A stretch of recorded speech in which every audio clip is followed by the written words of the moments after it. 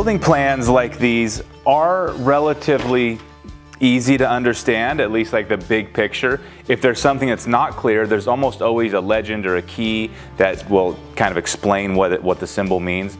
But a lot of it still goes right over my head because they're drawn with a builder in mind. They're not drawn for the common man. They're drawn for someone who has experience with construction. And a lot of the details here are totally uninteresting to even the homeowner who's living in the house because they're things that are way under the surface. Interestingly, building plans do not tell you how to build the house.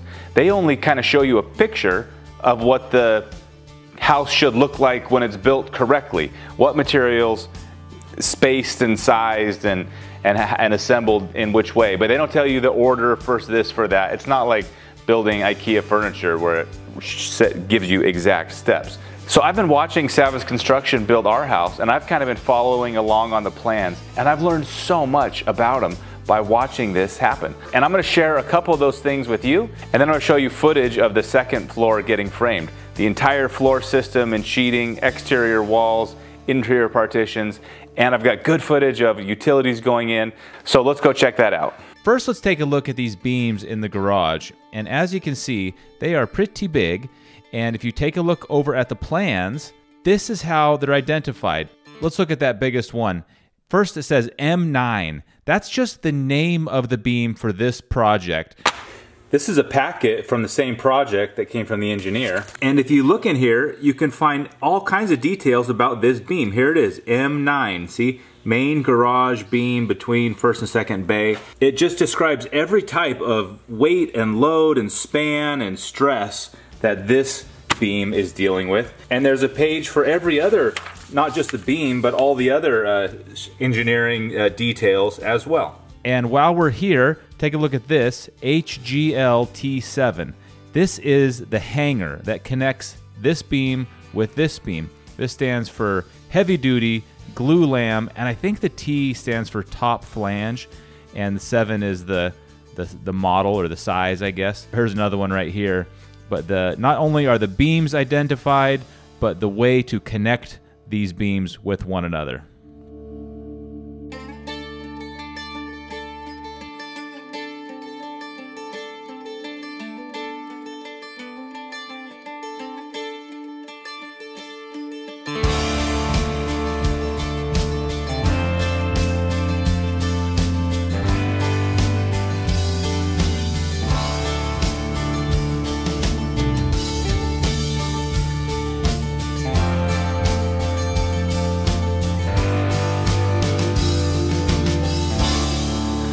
Our framers have the rim joist system just about done here. They're getting ready to build the whole floor out on the second floor.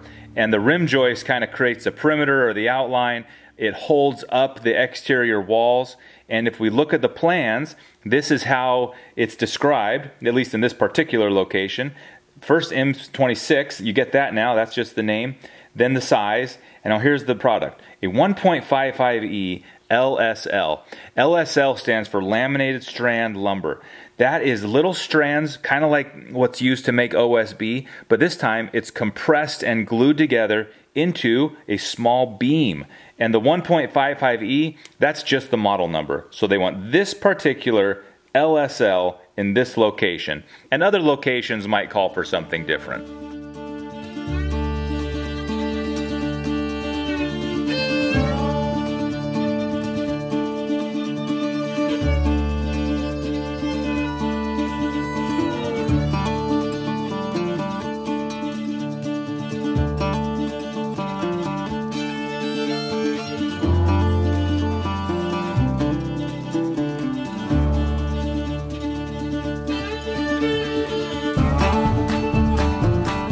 The floor joists are the same as the ones used on the first floor. And when you look at the plans, it tells you the size and it tells you the spacing. It doesn't tell the builder exactly where every single joist should go. It just says 16 inches on center, and then it's up to the builder to decide, where to start that layout. And of course, it's telling them which direction they should go, which does change. Right here, they're going this direction, but on another part of our upstairs here, they're running a different direction.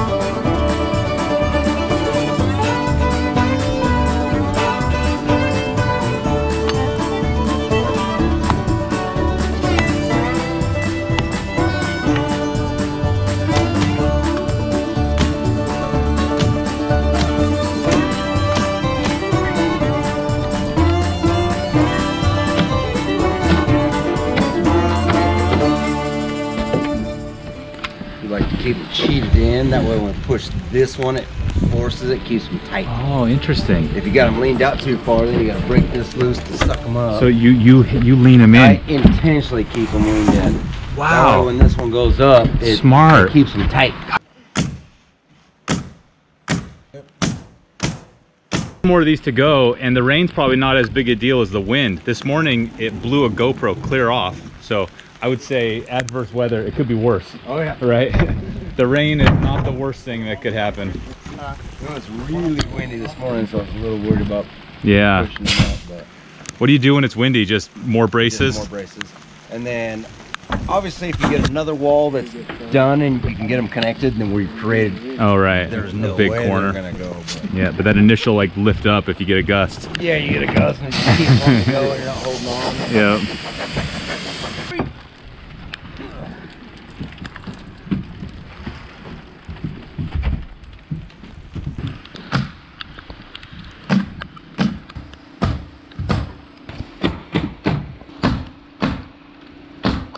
Jinxed us on the weather and now it's pouring, but I want to make sure you guys caught that. Jesse said on those upstairs walls especially, they hold them in just a hair, not perfectly plumb. That way once the other walls go up, they can push them out and they got a little room to go.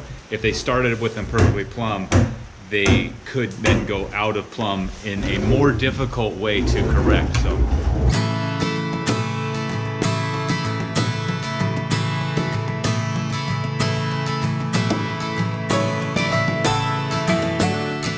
all of the 2x4s and 2x6s on this house, basically everything framing all these upstairs walls and the downstairs, came from a sawmill only about 6 miles from here. And a couple months ago, I got to go get a tour of it, and I was able to bring my camera. And you can find that video on our channel. I'm really happy with how it turned out. Some building products are kind of mysterious, how they're made. There's glues and chemicals and resins and all these things that you don't have to see at a molecular level to know what's in them, but not 2x4s. There is one ingredient, and it is logs. And so now to come back here and see these boards being put to their highest and best use really makes me happy.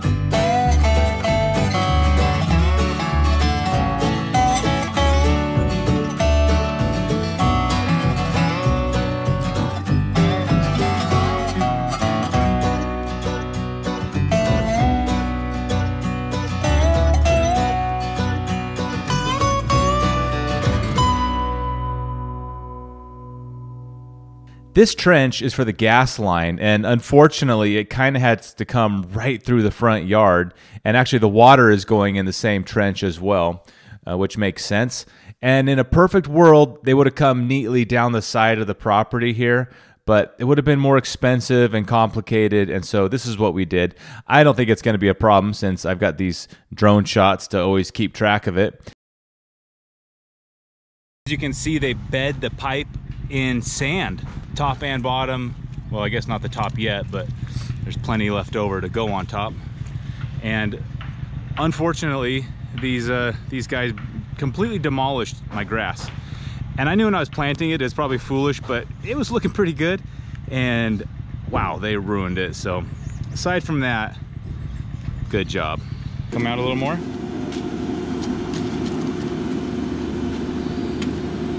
Here, go look. I got you.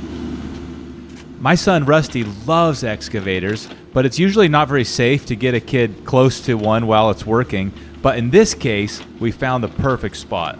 The coolest excavator view we've ever had, huh? Yeah. Do you like it? Look at him go, and what a mess. Which part's your favorite, Russ? The bucket. The plumber was not that excited about the location of the gas meter being over on this edge of the house, because it's kind of the opposite side of the house from where the gas is needed for the water heater and the range and all that. So it kind of made some extra work for him. Not just extra work, but more expensive work, because he has to buy bigger pipes and fittings and stuff. I'll give you a look at that when the time comes. But it's just kind of how it had to work. The other side of the property here, if you watched the earlier video, is kind of already packed with electric and low voltage and drainage. And so this is how it had to be done.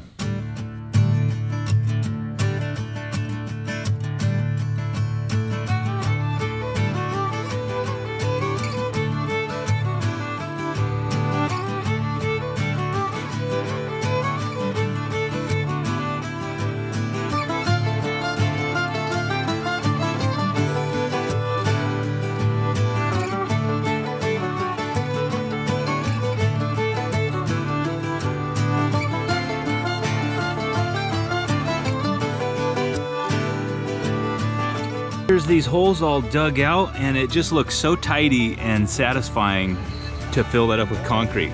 So they're gonna mix them up with bags and use the steel mixer, which is a lot more fun than a wheelbarrow. And Rusty is inspecting the job.